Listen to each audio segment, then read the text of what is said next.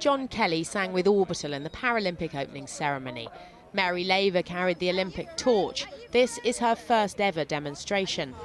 London's High Court became a focus of disabled anger this afternoon over the government's plan to close the Independent Living Fund, which supports severely disabled people. The ILF to me means that I'm able to live an independent life, I'm able to work and contribute. It enables me to live rather than exist, and in my case it's helping me to go to university and study for a PhD.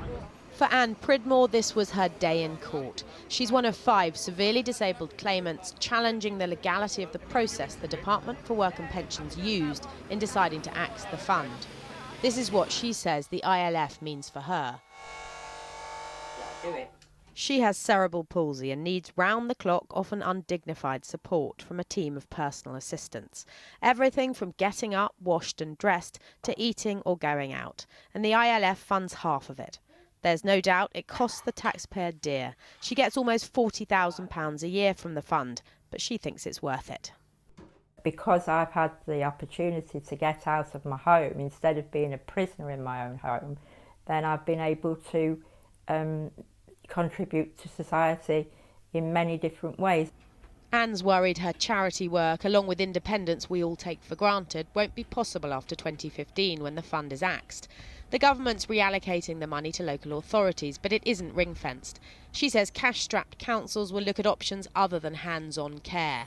For many here, that's a euphemism for leaving them alone with an allocation of incontinence pads. Nobody wants to be in that position. No non-disabled person wants to sit in a soiled incontinence pad or be in one at night. So it's one of the biggest fears. It's a basic right to be able to go to the toilet when you want to go to it. The Department for Work and Pensions told Channel 4 News. The ILF was closed to new users in 2010, and we are now devolving funding to local authorities to ensure the remaining users have their needs met in a single, cohesive system.